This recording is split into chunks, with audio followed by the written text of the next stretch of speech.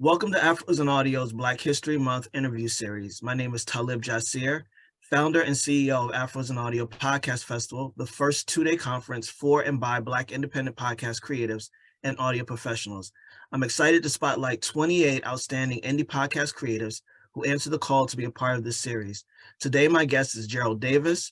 Welcome and thank you for being here. Thank you for having me, Talib. Appreciate it. Definitely, man. I've been excited about talking to you, man. I met you at the conference in October. And as we stated right before we started recording, it was a busy time, but I'm glad that we're able to connect now. So before we jump into the podcast, tell the folks a little bit about Gerald. Gerald Davis, my podcast, All Things Basketball with GD. I've been doing that since July of 2021. So it's been almost 2 years now. It's been rewarding.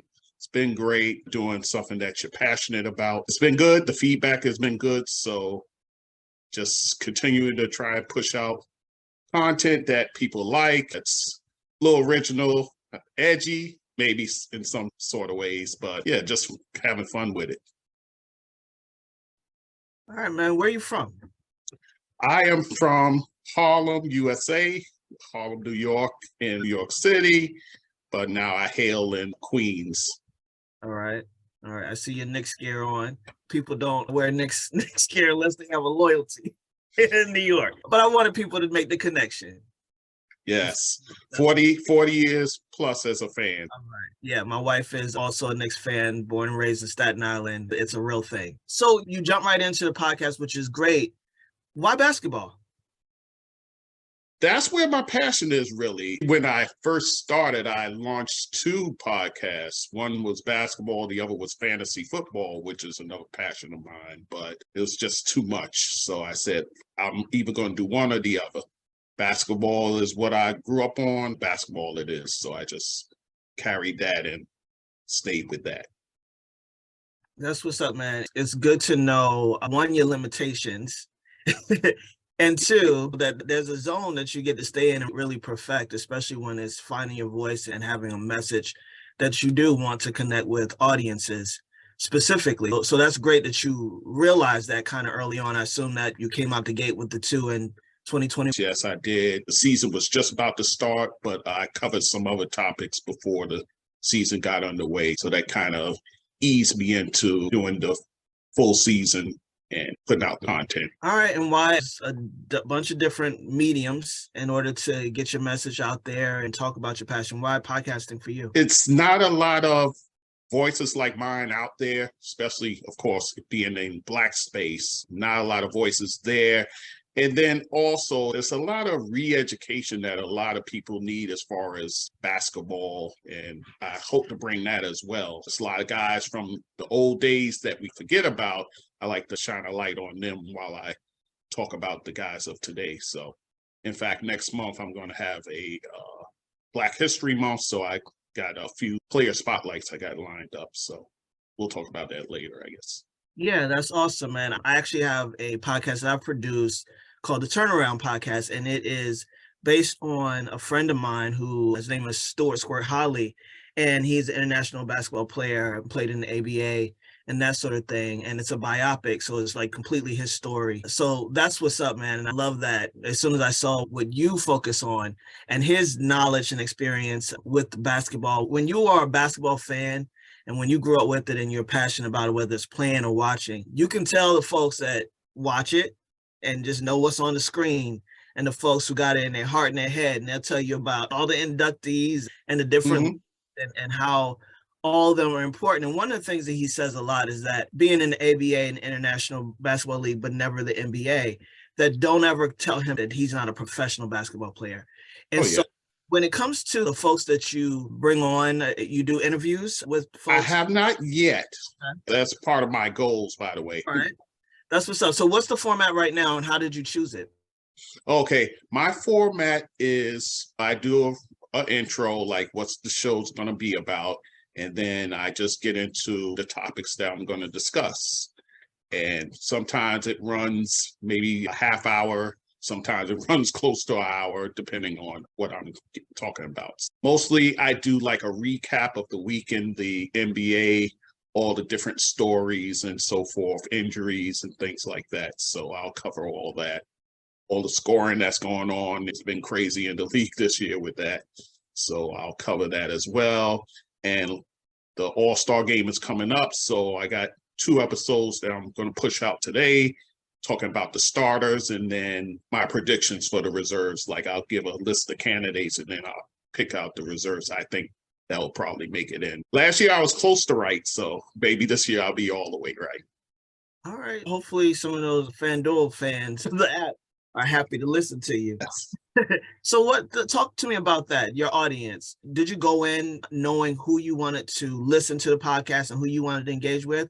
Or has some of the listeners and the feedback been surprising to you with who is listening? The reach has been surprising. I've listened to in countries like Ireland and a few others overseas, and that has been surprising, the reach that my podcast has. But as far as feedback from people I know, they've enjoyed it. They enjoyed me giving my knowledge and my little asides as well. So it's been positive all the way around.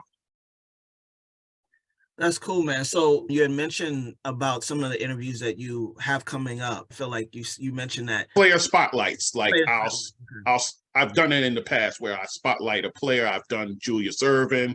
In fact, last February for Black History Month, I did Bill Russell. Actually, it was a 2-part series on him. Yeah, so I'll just highlight their careers, some of their achievements and so forth, and what they've done after basketball as well. All right, man, that's really cool. As you expand into this new year and looking at the podcast and where it can grow and how it can grow, what are your thoughts on expansion for the podcast?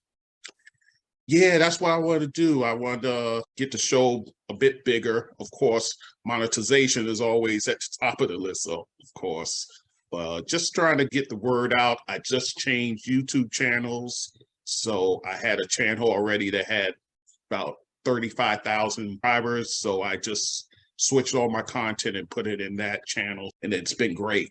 It's been great getting a lot of views and likes and all those sort of things. That has really helped me. Thanks in part to my son-in-law. He's brilliant when it comes to this stuff. So I lean on him for the latest in the new technology and so forth. Yeah, absolutely. It's great to have support, man, especially when your zone of genius is the content creation. So that's great. So you mentioned YouTube. Is your podcast mostly on YouTube? I have my own website. That was a big goal of mine for last year. And I have my own website. So I try and push a lot of the traffic. I know that helps with SEOs. Akila, of course, helped me with that. Yeah, so I put a lot of it there, but it's also on other platforms like Anchor, Breaker is another one, and multiple platforms as well. Spotify, those places. Where do you find that you have the most success in downloads and streams? It's been YouTube now. It's been YouTube. I get a lot of traffic there.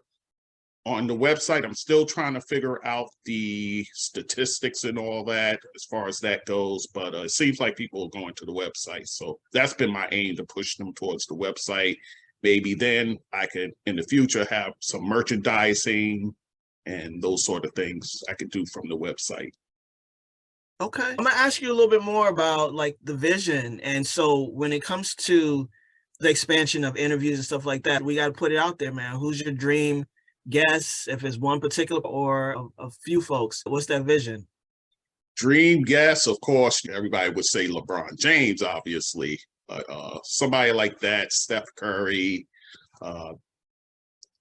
Kevin Durant, he doesn't tell you much, that guy. Draymond Green, who's very popular in the podcasting space. Love to talk to him. He gives it to you real. Definitely would love to talk to him one of these days. When it comes to vision, where is it that you see the podcast going? Is there opportunities for organizations, the NBA, people listening? And when I speak about that, thinking about basketball clinics and stuff like that, you have all of this knowledge and there's so much opportunity that this audio and this platform can take you. What are some of those goals that you have? Oh, I would love to be able to get one of those passes so I could go and attend games and give my breakdown in that way. There's a few guys that I follow on Instagram, like CP the Franchise. He done blew up his show. Got Danny B, does his Nick analysis from the car. So those are some of the guys I look up to and try and take a little bit from them and incorporate it into my podcast. All right, man, that's great. It seems like you have started this podcast with some great intention and definitely as a part of your passion and something that you are enjoying. Have you been enjoying podcasting and why? Believe it or not, I have. The part that's grueling is the editing, and then of course the promoting of it, because I'm a one-man show, so I'm doing pretty much everything. So I'm on TikTok, I'm on IG, I'm on Twitter, Facebook, trying to promote the show. That part of it's been a lot. In the end, it'll be rewarding. So I just gotta suck it up and do it. Yeah, absolutely, man. And that's why I have been pushing on the expansion and the vision, because I'm wanting you to look back at this video one day and say, wow, that was my vision for 2023. Look at me now, man. Yes. Yeah, man, because it's all possible. And that's the great thing about podcasting and believing in the value add that you're creating in the space. Yes. Yeah, it's important, man. So when it comes to some of the advice you would have for either people who are wanting to break into a specific niche, because you are in a niche podcast genre, what would you say to people? And do you think that being niche, and like you said, it was genius in the beginning that you started with fantasy football and basketball, and then you decided, let me niche it down a little bit more. Yes, I love both of them, but Yes. this is where I think that I will be able to continue and sustain myself in the content creation. Yeah. I would just say narrow your focus to one thing. Don't do like I did initially with being too ambitious with two podcasts going at the same time. Narrow your focus one and just enhance that. Bring about good content that people will come back listening for, and just be real. Be real. People can spot a phony from a mile away, but be real with your stuff and you'll get the love back. No doubt, man. I see some stuff behind you. Let's talk about it. What do you want to promote and what do you want to push forward as Oh, it's just my passion here. Kung Fu flicks. I love Shaw Brother movie. All right. All right. Yeah. But as far as promotion, again, I'm going to be doing player spotlights. I got 4 people lined up. On February 7th, I'm going to do Kareem Abdul-Jabbar. He's been big on social justice, and he has a rich history as far as basketball from high school to college to the pros. The 14th, on Valentine's Day, I'm going to push out Oscar Robertson. Actually, they were both teammates at one time, but he went through a lot coming up.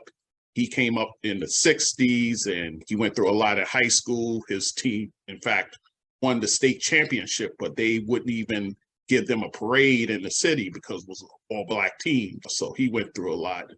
And even post-basketball, he's done a lot as well. And then the 21st of February, I'm going to do John Thompson.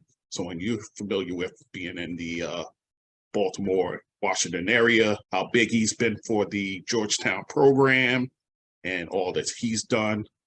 And then the 28th of February, I'm going to do Maya Moore, who she just announced her retirement, and she's been big as far as prison reform. In fact, the person she advocated for, she eventually ended up marrying. But her basketball resume is very outstanding. So I just wanted to spotlight her as well in that month. Okay, so I'm spotting a theme here: social justice and basketball. Absolutely.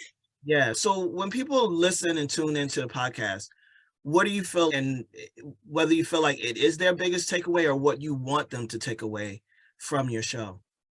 Oh, that I've learned something that I didn't know. I've got insight I didn't hear from, every Joe Schmo that's out there with a podcast or show. A little something different I want to bring to the table for people to be like, I never thought of it that way. So. All right. And when you do your player spotlights, do you engage, like is Kareem Abdul-Jabbar going to be aware of the fact that there's a spotlight of him? Well, I'll at him, just so he knows that I'm talking about him and so forth. Or if I get feedback, I've done it on other players and haven't exactly gotten anything back. So maybe he'll surprise me. One of them will. Yeah, the opportunity is there as long as they're alive, obviously. I always say I'm a life coach and as well as all of this stuff people know me by, but we have access to anybody that's alive and breathing, and we're all humans having this human experience. And so if they exist, we have access to them. Doesn't mean that they're going to respond to you, but it also doesn't mean that you don't attempt to get that Yes. and get that access, because we're all people, man. We're all out here, and a lot of us are waiting for the opportunity to talk to someone that's not in a space that is asking us the same questions over and over again, or spotlighting us in a different way, an angle. And again, the social justice angle and the historic angle is, I think, perfect, because a lot of people want to keep you in a time capsule. Oh And yeah. yeah, and these people continued on well after their career doing some amazing things. So I think it's important. It's important work you're doing. Yes. Yes. I appreciate that. Thank Yeah, no doubt, man. You mentioned some of the podcasts that you listen to. Any others that you wanted to shout out? you. Jamel Hill is Unbothered. That's a show I like. This it's a podcast, but it's more like a radio show. Joe Madison, Black Eagle, he's down in your area as well. I like to get my political feeding for the day from him, and he usually delivers. That's a couple of shows I really listen to. And of course, the NBA channel on Sirius XM. I try listen to different opinions and so forth. And I may speak about it on the show and then give an opposite opinion or maybe agree. Yeah. So those are the shows I've listened to for the most part. Okay, that's awesome. You're a podcaster who listens to podcasts. You'll be surprised that there's a lot of podcasters who don't listen to podcasts at all. So that's great, man. Anything else you want to tell the folks about the podcast, about yourself? I think I pretty much covered it, but I'm just thankful to be in this space as far as the Black Podcasters Association, and of course with Afros and Audio from you guys. I learned so much. I'm just appreciative to you guys. Part of my growth is being in this space here with you. Definitely appreciate it. And you guys got my support 100%. So I appreciate that, man. And you did attend the fourth annual podcast festival, and it was your first time, correct? actually, I went to the virtual one the year before. That's Yeah. awesome. Thank Yeah. you for your support, man. So what was your take on the in-person conference? Oh, I loved it. I loved it. I got to meet all these different folks as well. It was great. I got to hang out with the infamous Ralph. He's a character, but I enjoyed that. And I just got to meet so many different people there. Jason from the OSATs, the independent radio and music. I got to meet him there. I got to meet Leo Rochelle. Laurel Rutledge. I got to speak to her, Shamiko Reed, and a bunch of other folks as well. Of course, Corey Gunn's my guy, who, of course, he stays in my corner, always encouraging me as well. So between him, Mimi, and Afrika, those are my people there. So I definitely appreciate them as well. And all the rest of the folks I ran into there, just so encouraging. Anna Deshawn, Crystal Hill, and congrats to her. I hear she's up for an award at the NCAA Image Awards. I'm around some dope creators and dope folks in the podcasting space, and I'm just soaking it in, just trying to get all the knowledge I can from you guys. That's what's up, man. I see now how you are in this NBA world and these stats and stuff, because you are great with names, my brother. You just tuned it out, and I'm like, wow, you're really good with names. I love that. I could be better, but I'm always impressed, because that's something I'm still working on. But absolutely, that's what we're here for, man. We are a part of a really great community. I consider myself a part of it as well. And I also get to meet folks like yourself that I would have never gotten the opportunity to if not for the conference and the community. So I'm appreciative of your contribution to us as well, man. So thank you. Not a problem. I'm just a student in the game here. Same. Yes. We all are, man.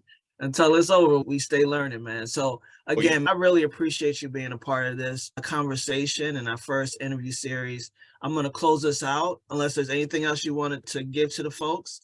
I'll close this. No, just the website, all things basketball with GD.com.